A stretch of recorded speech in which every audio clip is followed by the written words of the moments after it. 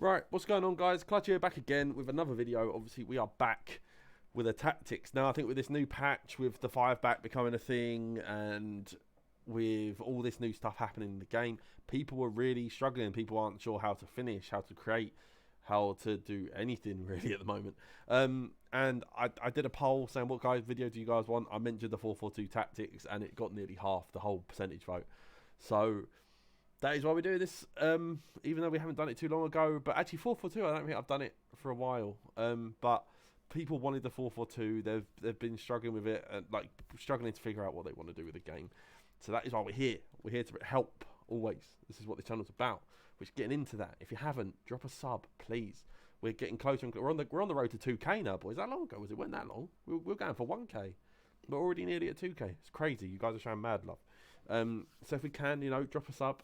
Drop the notification bell on so you can know when I drop a video, and then drop a like, drop a comment. Let me know if you enjoy the video, what I could be doing better. If you even use the tactics, please, I love it, and I give feedback on my Twitter and stuff. If you guys put a message in about using it, I show people and go, listen, this is fucking sick. So if you can, drop a comment. Let me know if you use it. So what we'll do, we'll get into the video. It's going to be the 4-4-2. All right, boys. So we're going to be going from. I tried it last time, and people, I think, seem to prefer it because they use the attacking ones more. We're going to go from ultra attacking down to ultra defensive, and I will take you guys through each step, why I choose it, and just why I think it's the best option. So we will do that. Right, so we will start with the ultra attacking. Now, obviously, this one is all about trying to score goals, okay? Now, there are a lot of pros and cons to this, obviously, because we're going ultra aggressive, trying to press the ball. So that is why we are doing this. So constant pressure, obviously, like it says, this tactic will put high pressure on your opposing players in the field. The tactic may leave your players vulnerable as the players become increasingly fatigued, leading them to be pushed out of position. So like I said, you've got to take those pros and cons. Obviously, we're doing our best to win the ball back and score goals, but players are going to be everywhere, so it's the risk that you've got to take if you want to take it. 5 width, as I always say, you don't change the width ever. Changing your width doesn't make you more attacking. People see the dial and go, hey, let's go, like, let's go forward. Like, that's not... Doesn't work, all right? All you're doing is making your players further apart, making it harder to score goals. Do not do it, all right? So 5 width is the ideal one for 4-4-2, in my opinion. People obviously will choose what they want, but 5 width is the one for me. Depth is 7. We are trying to press the ball, but like I always say, I don't want those 2 strikers on this little image here being in line or further behind than the defence, because it can become very messy and the strikers get a lot of runs that they just shouldn't have. So 7 depth is the always max that I always play. Now we've got fast build-up. This tactic pushes player forward for a faster build-up. If you lose possession of the ball, you can find yourself open to a counter. Now, this is just the same with constant pressure. It moves players everywhere. So you have to be aware that you're not going to have great team shape when you're running these tactics. This is all about getting up the pitch, creating as many chances as you can, and scoring as many goals to get back in the game. So please don't use this at the start of a game. Big disclaimer, do not do it. All right, guys, do not do it. The width on offense is 4. Obviously, as we are playing ultra attacking, you want your players a bit closer together, because especially with the new patches, passing is so much more important. All right, guys. So you want to be making those passing patterns. Football, I don't know if anyone played football, but I did. Obviously, probably don't look it, but I did play football, and it's all about passing in triangles. It's all about passing patterns. So if you tuck those wide players in a bit more, you can pass to the fullbacks. You can go to the centre mids, to the strikers. It just allows for a lot more fluent passing. If you're just purely trying to score goals, it leaves you a bit more open on the defensive end, but that lower width on the offense, it makes it a lot easier to score goals. Now, players in the box is on 7. I don't like it any higher than that, never have. It allows for the wingers to push in, the strikers, and one of the centre mids, but that's it. Don't want anything more. That's pretty much why we're going on 7. And the corners are on 3, just to try and protect yourself on the counter-attack a bit more. So don't go too high. And then free kicks is always on 1, boys. Always 1. All right? Because all we're doing is shooting. Just protect yourself on the counter attack. There's no need. All right? Right, let's get on to the tactics. So both of the tactics are on getting behind. Both the strikers, sorry. Now that is because we're trying to abuse the through balls. If anyone's played foot this year, you know how overpowered through balls are. So that's why we got them on getting behind and then stay forward on both strikers. Purely because we're trying to score goals, boys. Do you know what I mean? It's pretty self-explanatory, really. Do you know what I mean? Now, both of the wingers we have on... Now, this is where it's going to get a bit complicated, so I will take you through this. Both of the wingers are on stay forward because we want them to try and create those attacking opportunities. Cut inside. Now, the reason I use cut inside is because they make a run where instead of staying wide, they will make a run in between the fullback and the centre back if the striker isn't occupying that space. Now it gives you a lot of opportunities to try and cut in that space, and that's where usually a lot of the danger is, shooting across goal or even cutting back. So that is why I have both of the wingers on cut inside. Obviously I've got both of them on getting behind, because through balls, like I just explained, so that's why I've got them on getting behind, and then getting to the box across, because we all know how overpowered the R1 square crosses are, or the RBX, I think it is. I haven't played Xbox in such a long time. And then both of the centre backs obviously on stay back, and then both of the fullbacks on balance. I don't want them to join the attacks that leave you too exposed on the counter, but that is why we have both of them on just balanced. So that is the ultra attacking one done. Now we're going to go to the attacking.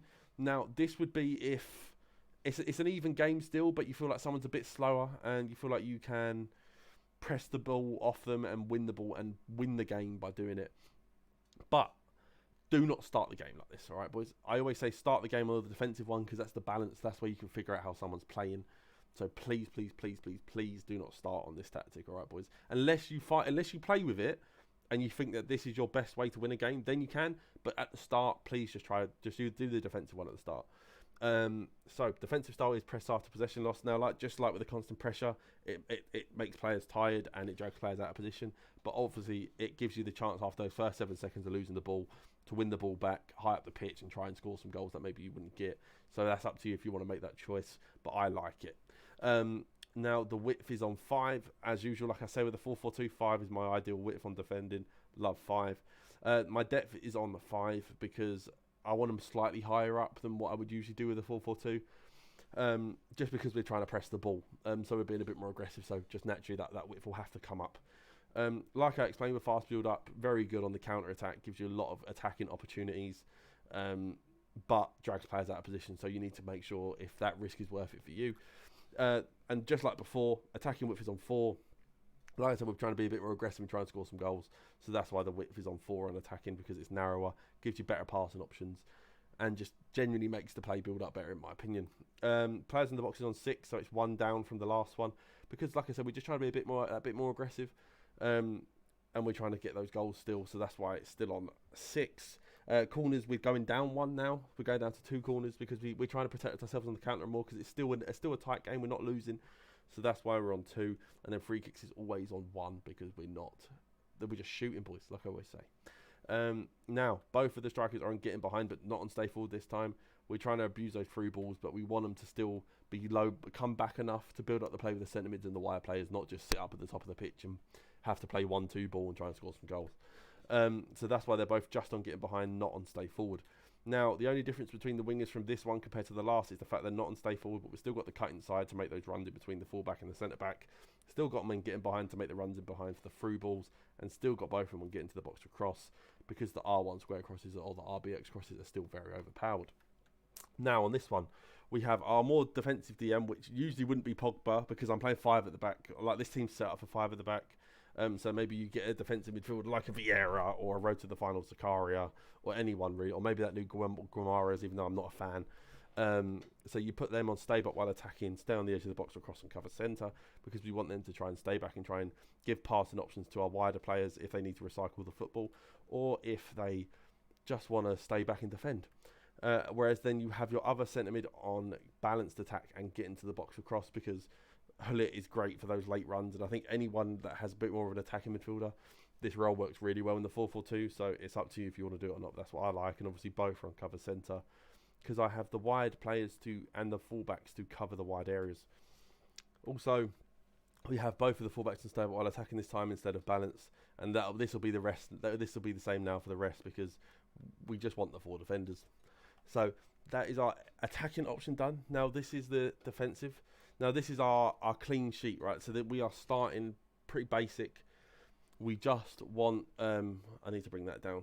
But we need to, so this is where we're just starting. We're just trying to see how the opponent plays, how we can figure out how to approach this game. So this is where you start. It's nothing too aggressive, nothing too passive. It's just a good way to figure out an opponent. So defensive style is on balanced. Like I said, we're not playing any tactic. We're just trying to figure out how someone's playing. And if you start on one of the pressing tactics too early, you can find yourself in an absolute terrible position. So that's why I always start with the balanced. 5 width, as I've been saying, the ideal one for 4-4-2 in terms of defending.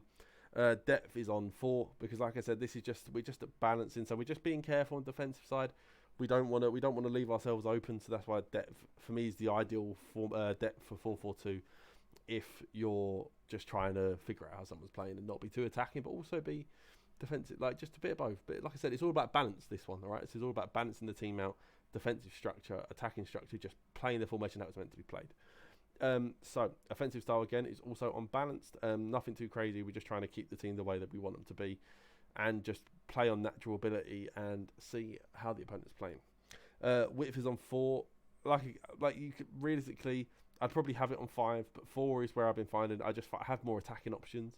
So this is something that you may want to tinker with, but I like 4. But 5 is also perfectly fine, especially if you're trying to be a bit more passive and a bit more careful just to figure out how someone's playing.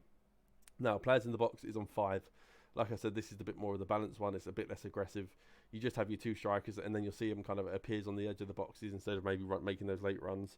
But obviously, you can have it on 6 if you want to. Like I said, I had it on 6, but I think 5 would be better for the general person watching this. But I have it on 6 just because I have Ruud Gullit, and he can make those runs. But I'd have it on 5 if I was you.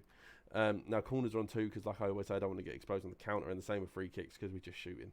Now the instructions, there's no point going through this because they are literally exactly the same as the last ones. Obviously I'll quickly show you. So obviously both on getting behind, wingers on cut inside, getting behind, getting to the box, both of them, and then one on stay back and then cover centre, and then the other one on balanced and getting to the box, and then both fullbacks on stay back while attacking.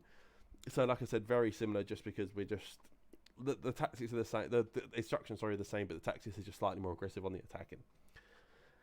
Now what we'll do, we'll go over the ultra defensive. Now this is if you're, say, 1 goal up. We need to bring that down. Don't know why that was so high. So this is if you're 1 goal up and trying to hold a lead. This is where you may just want to be, you might be 1-0 up 88th minute, don't want to concede a goal. So this is what I'd be playing. So obviously drop back's pretty obvious. Get everyone back, defend the ball. Width is on 5, like I keep saying, ideal width. Depth is on 2 because we're just trying to get everyone back. Offensive style, I always go over long ball because a lot of people who are new to the videos may not understand it. Long ball is a very, very nice tactic, I think, on this game. Very underused and very undervalued. If you have an expensive team or anyone just with really high attacking positioning, it's a great tactic. You can expose a lot of over-the-top through balls or long through balls on the counter-attack. So long ball is definitely something you should be using on your counter-attacking style of play tactic.